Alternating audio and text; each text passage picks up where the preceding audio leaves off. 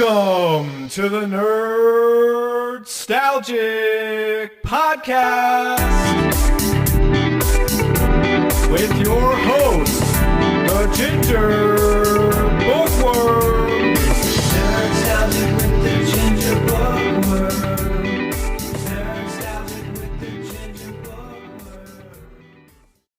Howdy beans, and welcome back to another exciting episode of the Nerdstalgic podcast. I'm your host, Luke the Human. Hope you're doing well, hope you're good, as per usual. You probably noticed at the beginning of this episode that I didn't have an introduction, unlike all my other episodes, because this one is going to be something very different, something that I haven't done in a very, very long time, since actually the very beginning of this podcast. And I wanted to do something new. I wanted to do a re-update for season 3. So today we're going to be doing an introduction to me, where this whole episode where I talk about myself, which sounds great, but I don't like talking about myself, if I'm being honest.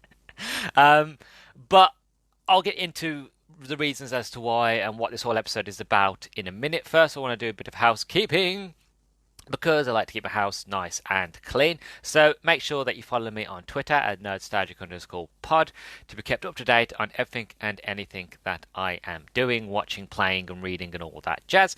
And if you're listening to this on YouTube, don't forget to like, comment and subscribe.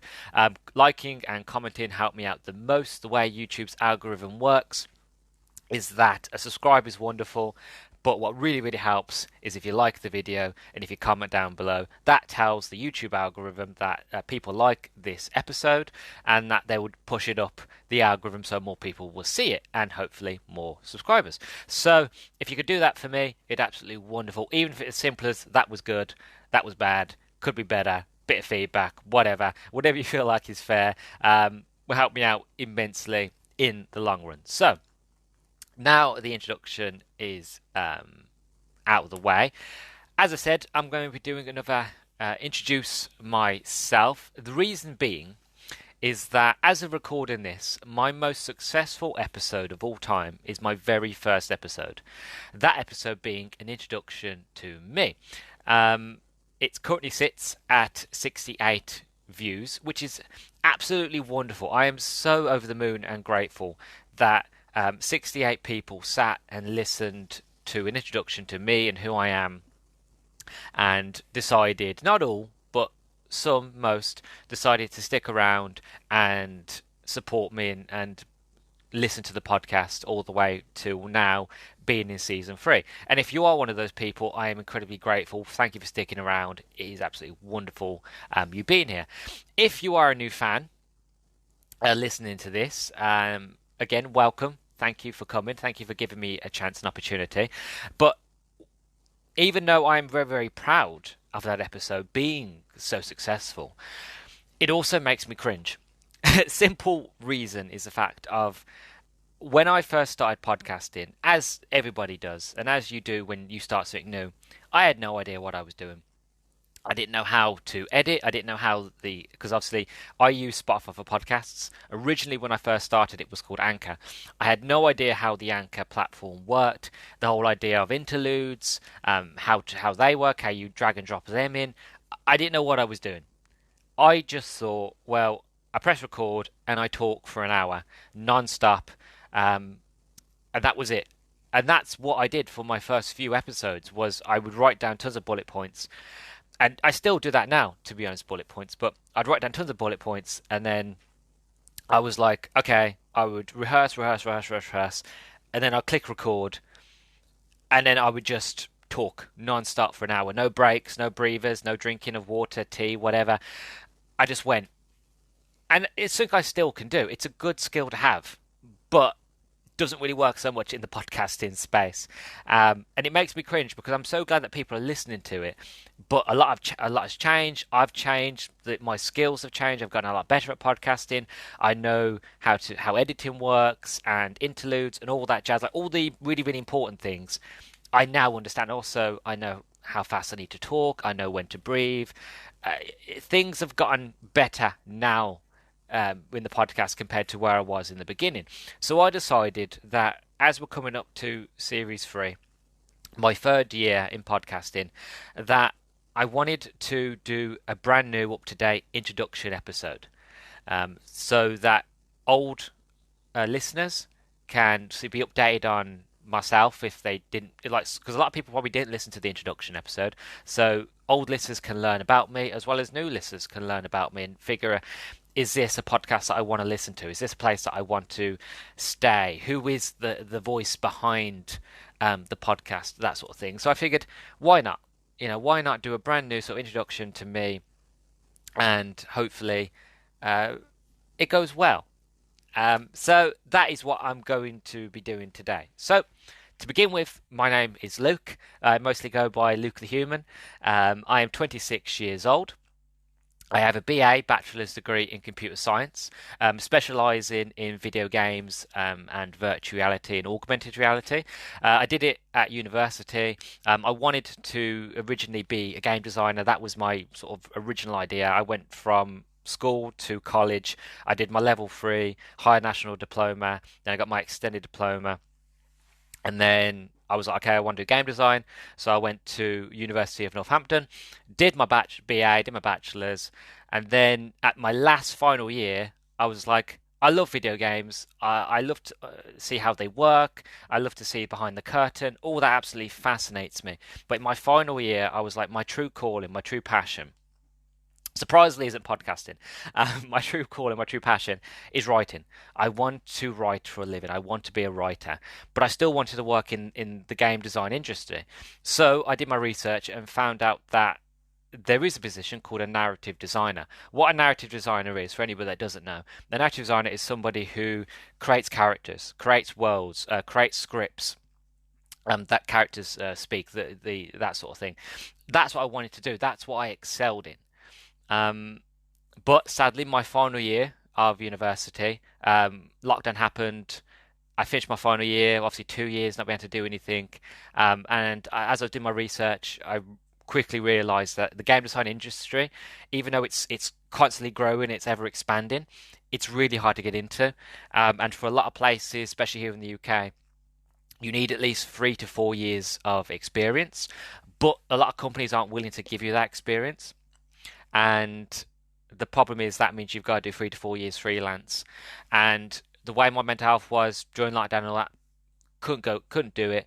I didn't have the sort of the feel, the drive to do it. And sadly, that fell to the wayside. But I've managed to sort of pick myself back up. I got into podcasting. I still write. And there are other things that I do in hobbies and things like that, which I'll get onto in a minute. But the reason why my BA bachelor's degree in computer science and specialising in video games is important to note is because it helps me have a peek behind the curtain of how video games are made. Whereas a lot of people that rate video games, they're just going off their experience of playing video games, which I have that too. I've been playing video games since I was very, very little, since I was young. I'm a big lover of consoles and gadgets and software and how video games work. And for a lot of people, a lot of reviewers, they are just going off that experience. Whereas me, I have the sort of ability to look behind the curtain, see how it works, understand how it works, why the video game does that, why it does this, and I feel like that gives me sort of a more of an edge, a more of a sort of foot in the door to fully review video games better than somebody else without sounding big-headed.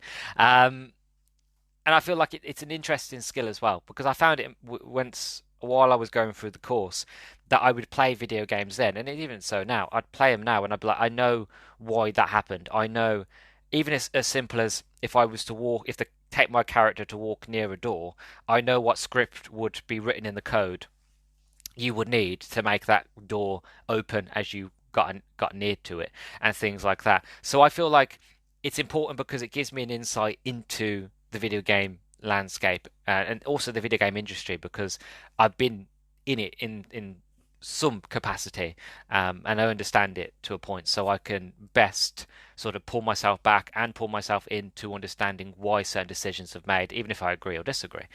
So I feel like that is a really important key. Also, As recording this, I've been doing podcasting for about 2 years now. This will be my third year, series three. Um, the reason I got into podcasting is because, as I said, lockdown. Well, there's nothing to do. Like we couldn't go anywhere, so I kind of thrived during lockdown. I had a ton of books. I'm a huge book nerd. I love to read, so I spent majority of my time reading. When I ran out of books, I was like, okay, so I've got books, I've got loads of audiobooks. So I sat and listened to audiobooks. So while I was cleaning around the house, while I was trying to keep myself busy, while I was doing my stretches and exercises or playing on the Xbox, I was always listening to some sort of audiobook or I was listening to music. So just to keep my brain going while I was doing something else. Mostly to keep myself sane, if I'm being honest.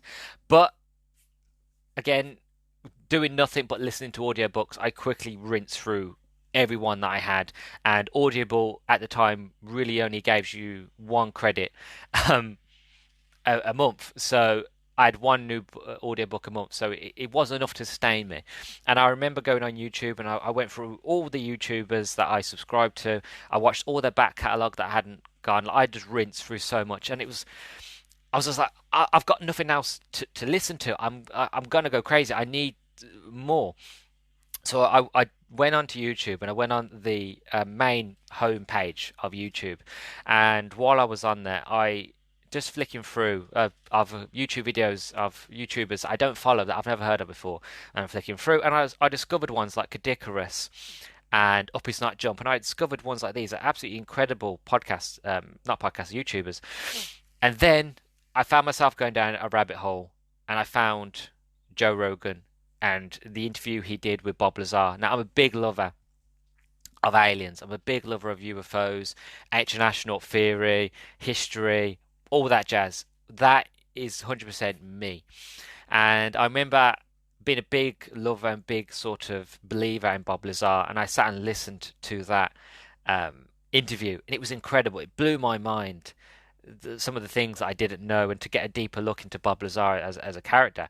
And again, I went down the rabbit hole of just seeing, of like, has he done any more interviews like this? And lo and behold, he has. And I just listened to every single Joe Rogan episode that I could find that was just anything related to aliens, UFOs, conspiracy theories, CSR, CIA, X Files, all that stuff. I started listening to that. Then I found myself going down other rabbit holes. I found the Merry and Pippin, the two actors that play them in Lord of the Rings. They did the Friendship Onion. I was listening to them. I listened to. I'm a big fan of Freddie Prinze Jr. He had a wrestling podcast that I listened to for a while. Then I found he did another one for horror called That Was Pretty Scary. Listened to that one. I listened to. I think it was like Louis Theroux had one. David Tennant, he had an interview sort of podcasting that he did over lockdown, and I just really got into this world of podcasting. I was like, this is something that I can do. This is something that I want to do. Like, I can talk for England. I am a waffler. I can very much take a topic and talk about it for an hour. That's something I've always done with friends of mine, especially if it's a special interest topic. I can talk about it non-stop without breathing, constantly. And my sort of beginning first episodes that I did prove that I can, that's something I can do. Not that I would recommend it because you get incredibly dry mouth and you get really bad jawache, but it was something that I thought that I could do, something that I knew I wanted to do. And it basically it grew from there, and my love of podcasting sort of grew from there. And it's one of those sort of things that when I just started to do it, it was difficult. But as I've started to get better at it, as I've said in at the beginning, my first few episodes, even though I'm proud of them, they're not what I am now. And that's kind of why, again, I want to redo this sort of introduction. And I have a big love for podcasting now. I've met absolutely wonderful people. Dan from Cast and Views, Sean from View It Yourself, Chat Tsunami from Chat Tsunami. the Doom Generation ladies, Nicole and Tessa. I love them. I've also been invited to be on other people's podcasts. I've done interviews, which I absolutely love and enjoy. Sadly, I never got around to having the facilities currently to do interviews, but it's something that I'd love to do in the future when I have a proper studio and a proper setup. I would love to get into doing that, but that's future plans. I've been invited to join a podcast collective called the Pod Pack, which is absolutely wonderful, full of wonderful people. I highly recommend checking out the Pod Pack collective. Chatsunami is the sort of front runner of it. It was his brainchild. He began it. He invited us all together. So if you want to check it out, if you want to join, get in touch with Chatsunami. But generally, I can't believe where I am at this point in podcasting, that I've gotten this far, that it just went from a mild, small sort of thing that I just did and listened to while, I was going stir crazy on my own, to something that it's grown and blossomed into something quite wonderful. I've got incredible listeners. I've got incredible people that are fans. I've evolved. My skills have evolved. It's something that I can do really easily now. Like, I don't even stress about it. I'm just like, yeah, that's a topic I want to talk about. I can sit there and I can make bullet points and write up a sort of document of points that I want to hit. And then I can easily just go, okay, press record, do the introduction, pause, watch the film, play the game, read the book, whatever it is. Finish that, write some more notes, some more bullet points, press record again, and then just record and then get it out the following week. It's something I can just do now, whereas it used to take me a long time to do. So my love of podcasting has only grown, and I see every day when you see new podcasts emerge, and I'm just like, I want to help them, because it's I know how much of a struggle it is. So it is lovely to be here, and it's lovely to be talking to you all today. And it's generally just something that I think is growing, and it's going to get ever bigger. And the bigger it gets, the more accessible it gets, the more podcasts you're going to see, and the easier it's going to be for us older podcasts. I'm still new, but us older sort of podcasters, it's going to be easy for us to get on other platforms, to be seen by more people. So I am excited for that. Where would I love to see the podcast this year? To be honest, I have a lot of ideas and a lot of topics, none that I want to spoil here, but there's a lot to look forward to. So if so far in this introduction that I've piqued your interest, there's a lot to look forward to this year. Currently, as recording this, I recently released my review and my Studio Ghibli review of Kiki's Delivery Service. So that's out as we're recording this. When this episode comes out, I don't know what's out already, because this one won't be coming for a couple of weeks because of something that I'm basically putting together for the end of this episode, and which I'll talk about nearer to that. But yeah, this year I want to see it grow. I want to see things explode. I want to see YouTube get successful. Currently, I'm at 133 subscribers. I would love to reach over 150 to 200 subscribers. 1,000 would be wonderful, but 200 would be great by December. I'd like to see the podcast grow. I would like to see it get to a point where I get some advertisement, where I can like get people run ads and that sort of thing. BetterHelp and all that sort of thing. Love to do that sort of thing. I'd like to see it grow. I never planned to make money off the podcast, and I never anything like that. But if it grows to that point and people come and ask, sponsors, then by all means, I'll look into it. So yeah, I'd just like to see it grow. Where do I see it in the next few years? To be honest, the next few years, I don't know. Generally, it'd be nice to have a studio. I always joke with Chat Tsunami, where I always have that idea and that thought of like, it would be lovely to see the all of us, the podcast collective, we had our own studio, kind of like what the sidemen did on YouTube, where we have our own house, we have our own studio, and we all just come together and we podcast together in one big sort of building or house. That would be wonderful. Obviously, that is a long way down the line, but generally, I think it'd just be nice to have a studio. Be nice to have a way to do interviews with people, because a lot of people that I'd love to interview.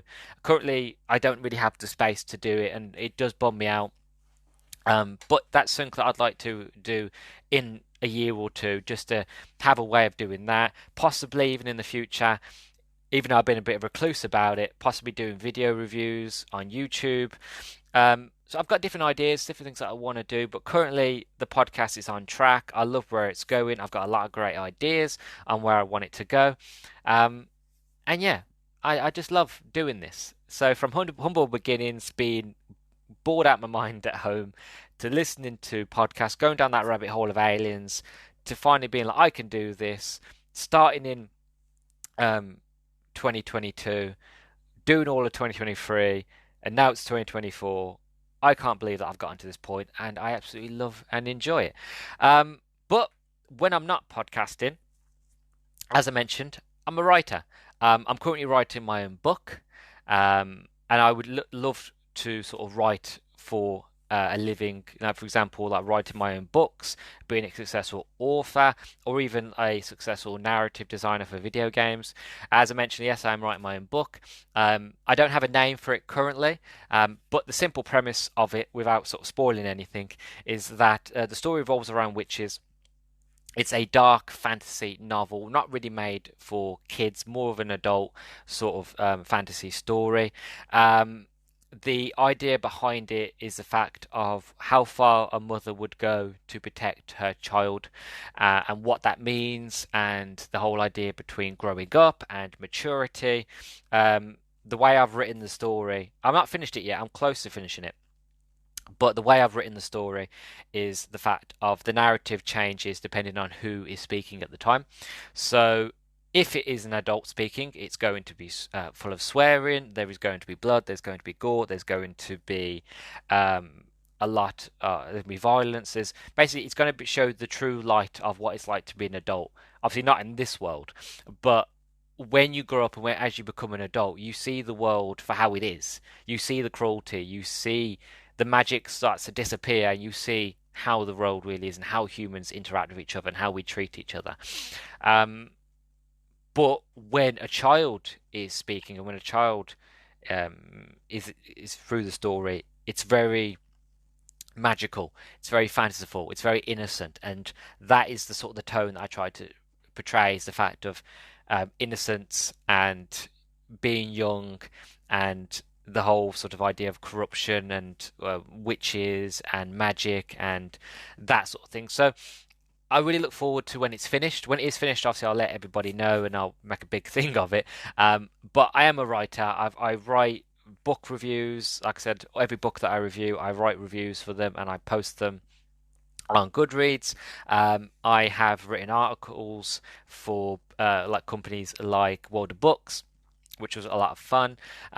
I'd still like to be a narrative designer. I'd still like to write for video games. More than likely, it would be my own video game, or it'd be for sort of a indie sort of game. Again, it's not something I really looked into because I'll be honest with you, writing my own book and all the other stuff, all the other hobbies that I have, and doing the podcast, it's really difficult to find the time to really reach out to anybody. But it's something that I'd love to do, and it's something that I am it's one of my biggest skills. Something I'm really good at is writing a narrative, and that just comes from reading. Like the more you read, the more you know, or the best, or even the best, as quote Dr. Seuss, the more that you read, the more places that you will go, and it's true. And it's like a muscle. You know, you flex that brain, you keep that brain moving and pumping. The more toned up it gets, and the better you are at writing. So that is basically what I do when I'm not podcasting is as I'm writing. Also, like I mentioned, I love to read. It is my biggest hobby.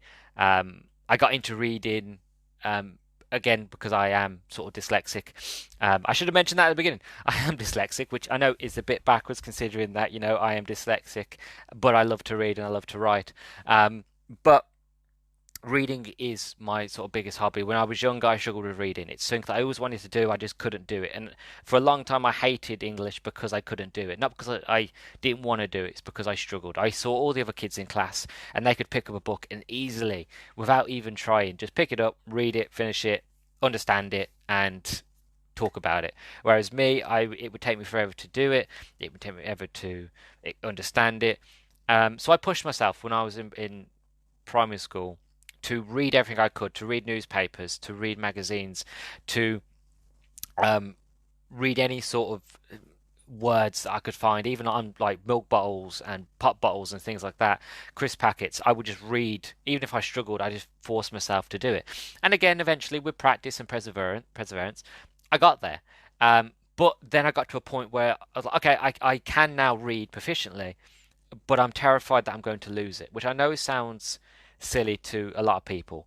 But if you're neurodivergent, if you have dyslexia or learning disability, it makes complete sense because it's that fear of I've spent all this time and effort getting this skill, being able to do what other people take for granted. It's a fear that if I don't keep using it, I'm going to lose it. And I feel like that's what it was for me. It was the fact of I need to keep reading. And I did. As I went through high school, went through senior school, and I collected books, and then I finished senior school, and it was 6 weeks holiday before I got to college, and I had nothing to do. I had played all my video games, I'd watched all the movies I wanted to watch, I'd caught up with all the TV shows. Again, it was another one of them moments I've got nothing to do, but I have got a huge stack of books that I've been collecting over the years. So I sat down and I just started reading. And it was difficult, and I struggled because I hadn't read a book properly in a long time. Um, but slowly but surely, I read through it. That was easy. Picked up another one, read that one, picked up another one, and I have just been on that cycle ever since. Really, I am now 26. I have read 1,000 and about 1,011, 1,012 books thereabouts, possibly a little bit more. I recently reached 1,000 books last year, it's still growing. I read every day religiously. I read everything and anything apart from romance books. I'm a big lover of science fiction, big lover of fantasy. I love horror as well. I love gory stories and things like that. Um, yes, that my biggest love of reading, and again, as I mentioned, that evolved to going to doing book reviews on Goodreads, where I would read a book, and again, that kind of flexes my writing muscle as well, where I would read the book, I would mellow on it for a bit, and then I would write a review and I post it there, and I'm doing quite well on Goodreads. Get a lot of people who like it and comment, which is quite helpful. And it's just nice to sort of share that love with other bookworms and other people like that. That's kind of the reason why in my introduction, because originally before I was Luke the Human, the name I went under originally was the Ginger Bookworm. I still kind of am, but I've sort of again changed and evolved. I need to get a new introduction song, to be honest. I need to change that, but that's where that comes from, really. That is my roots, is where I began. I began doing blogs and writing book reviews. Every single book that I read, I would review it and post about it, and that's where that began, and it slowly evolved. And now I'm doing podcasting, and I'm doing book reviews on the podcast, and I'm reviewing movies, and reviewing TV shows, video games. Yeah, so it's all full circle, really. You never know where one opportunity is going to lead you. You just got to take the plunge, and it might start off with doing blogs on Blogger, then you upgrade to Goodreads, and then eventually you find yourself doing podcasting. I still do book reviews. I do it all the time whenever I finish a book, which is quite regularly because I can read any book now very, very quickly and retain the information. Because I read so many books, it's just something that again, as long as I just can do. And it's funny looking back to when I was younger, somebody who wanted to read but couldn't and struggled, to somebody now who incredibly appreciates the written word because I grew up not being able to do it. And out of fear of losing it, I keep going.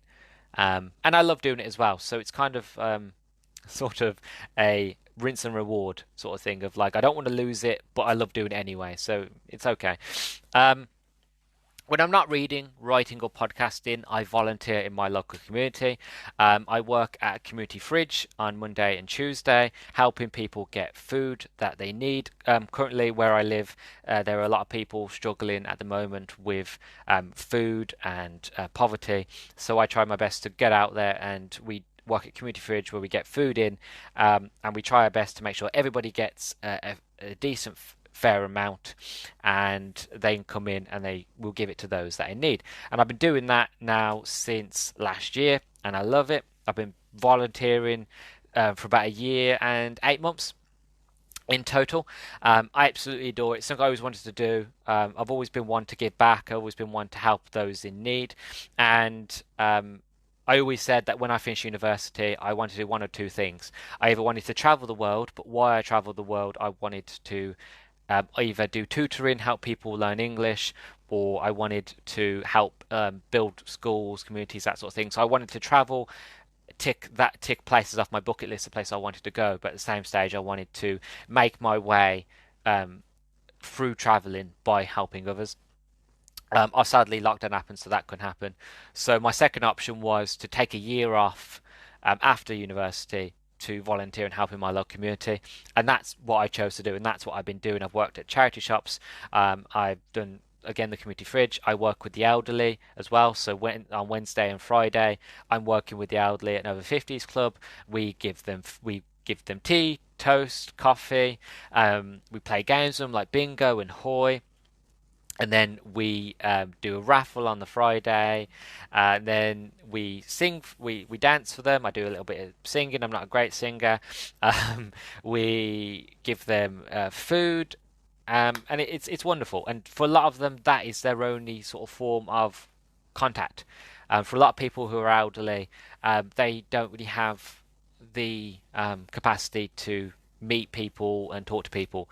So for a lot of the people that I meet, even throughout the week, not just on a Wednesday, Friday, you are their only form of communication. You're their only social life. So I try my best to make the experience as best as possible for them. Of like, hi, how you doing? Are you great? Try to be really happy, bubbly, which I am anyway. But just try to make sure that their experience is as amazing as possible, so that when they go home, they've gotten as much of a social experience as they can. And it's lovely. I know all their names. They know me. I walk in, I feel like a celebrity. I'm like, hello, Luke, and I'm like, hello, everybody. It's lovely. It's wonderful, and I highly recommend it to anybody if you have the ability and drive to want to help others and to volunteer in your local neighborhood. Do your research, look what's going on in your neighborhood, see where you can volunteer, even if it's only once a week.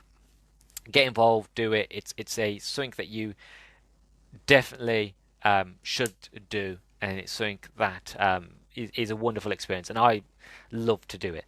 Um, Also, I am a huge gamer.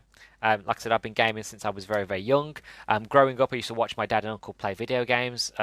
One of my earliest memories, I remember watching my dad play Half-Life 2 on his PC and being amazed by the physics and the things you could do in that game. I also remember watching my uncle play Halo 2, and my uncle and my dad playing together online.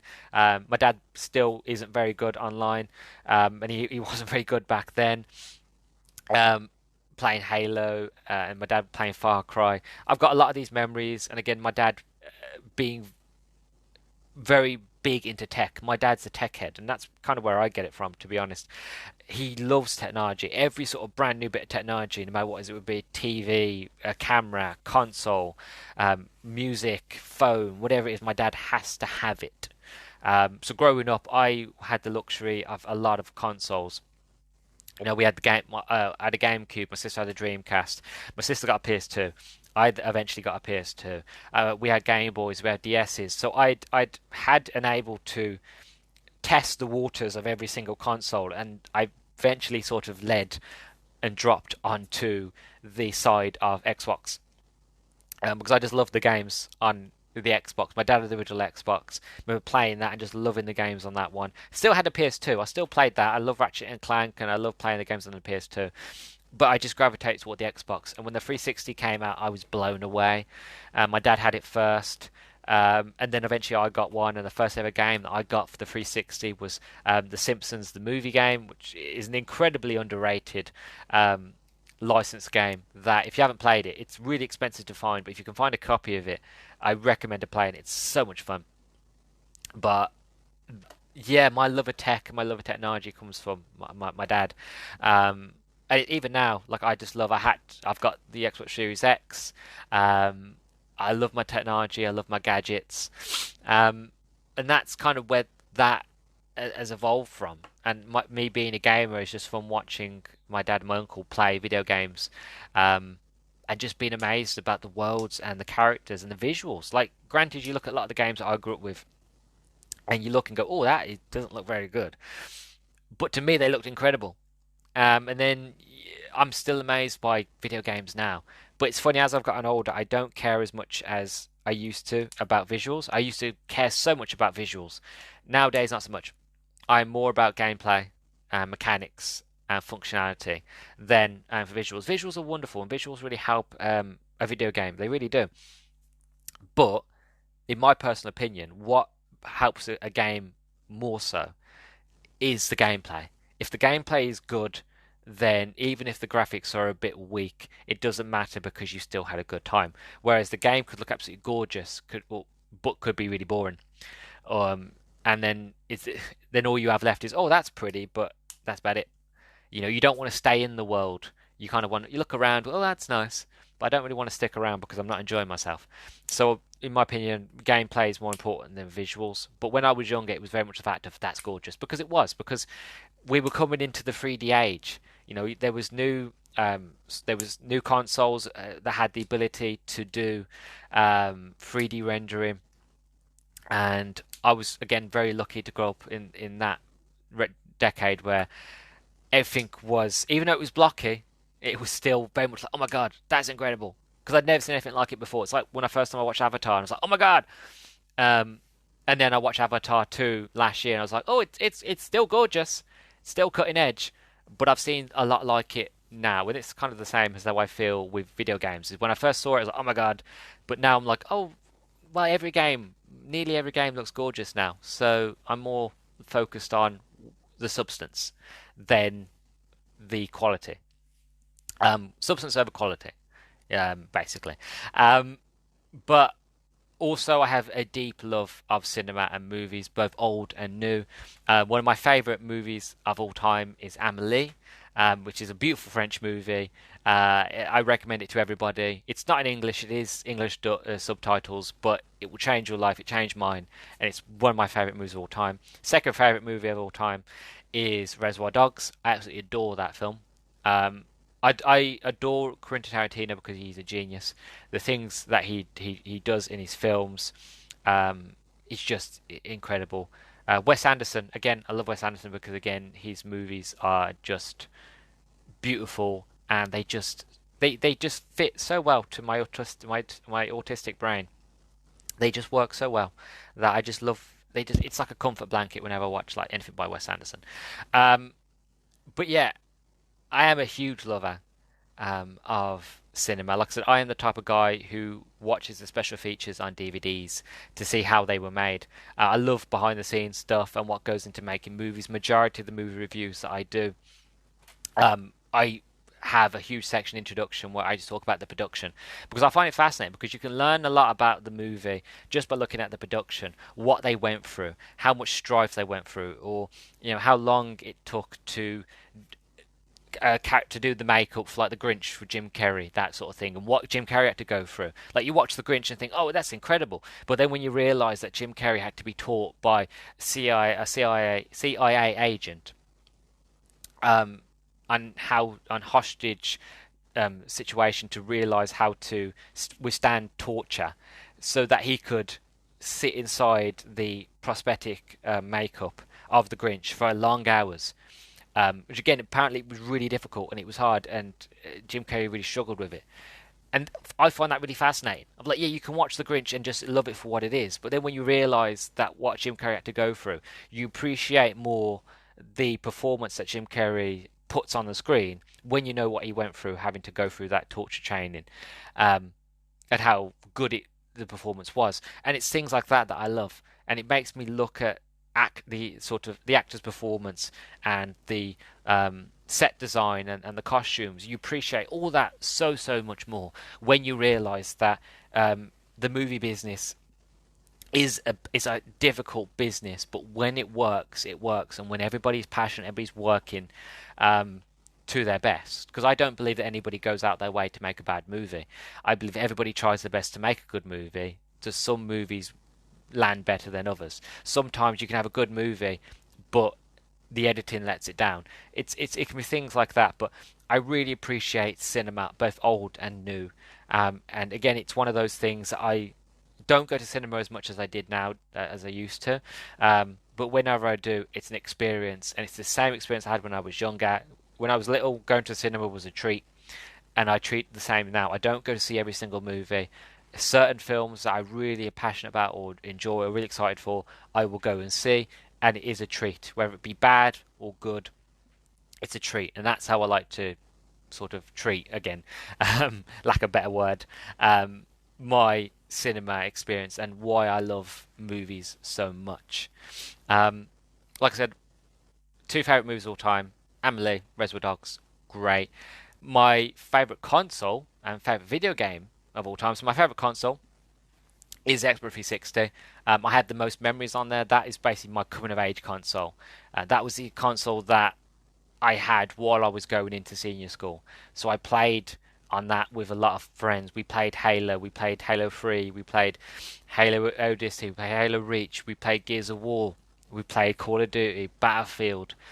So many games, so many memories. I've made lifelong friends that I have never met before. They live in America, um, that I still talk to today.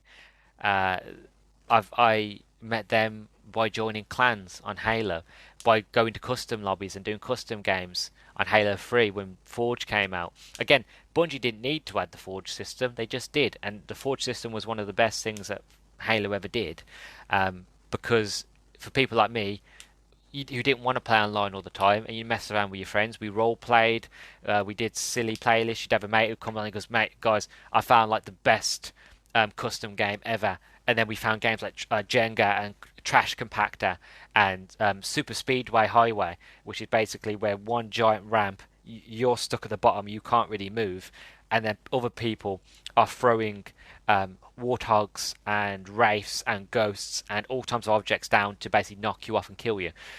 And it gets very intense. Like, it's a simple game, but it's so much fun. I wasted hours and hours, late hours in the night, like 2 o'clock in the morning, being shouted by my parents for being too loud and to go to sleep, playing Gears of War and Halo and all these games.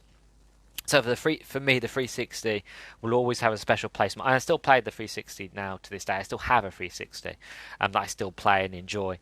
But it will always have a special place in my heart, because that is where my sort of real explosion of love of video games began, and my real explosion of lifelong friends that I have, and memories started and began.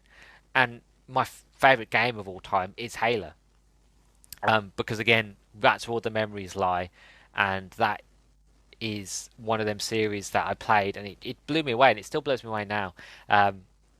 I've done a huge retrospective review of the Bungie days of Halo, all the way from Halo 1 all the way to the final Bungie Halo game, which was Halo Reach. Reach for me was the last good Halo, the last Halo that I generally enjoyed, and I put tons of hours into. And yeah, Halo Reach, it was the end. It was the end of the Bungie era, and for me, it was kind of the end of my enjoyment of Halo. I've played Halo 4, and I like it, and I appreciate it for what it is a lot more now. Now I've read the books, but not a big fan of Halo 5. Not a big fan of Halo Infinite. I still haven't completed Halo Infinite, which is sacrilege to me as a fan, and to my younger self, my younger self would have played it and probably would have enjoyed it, but now, not so much. But yeah, favorite console, Xbox 360, and my favorite game is Halo Reach. Halo ODST comes in a close second because I just love the soundtrack and I love the story to Halo ODST. But yeah, that is sort of the introductory notes of who I am as a person, really, and why that's important to the podcast, and why I feel like it's important to my reviews, whether it be sort of books, movies, TV shows, that sort of thing. So I hope that you learnt enough about me today, and that you would like to know more, that you'd like to listen, and you'd like to learn more about me. If so, please do check the podcast out, and please do stick around. I've got loads of stuff. I've got all my older stuff from my Series 1. I've got all my stuff from Series 2. So check all that out if it's something that interests you. Also, you can find the podcast on YouTube. You can find me on Spotify. You can find me on Amazon Music. You can find me on Google Podcasts. You can find me on Pocket Casts, Radio Republic. Basically everywhere and anywhere that you can find podcasts. The only place you won't find me is on iTunes, on Apple Podcasts. But apart from that, I'm everywhere else. I hope that I've done enough to interest you into wanting to stick around, really. I just felt like it was time to do a brand new, in-depth sort of introduction to me and who I am. I generally, even though I've just started Series 3, I'm looking forward to what this year has in store. I've got so many plans. I've literally got the list in front of me.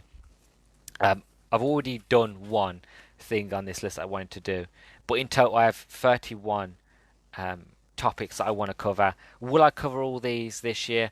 Probably not. It'll probably bleed over into Series 4, because a lot of these on here that I plan to do in Series 1.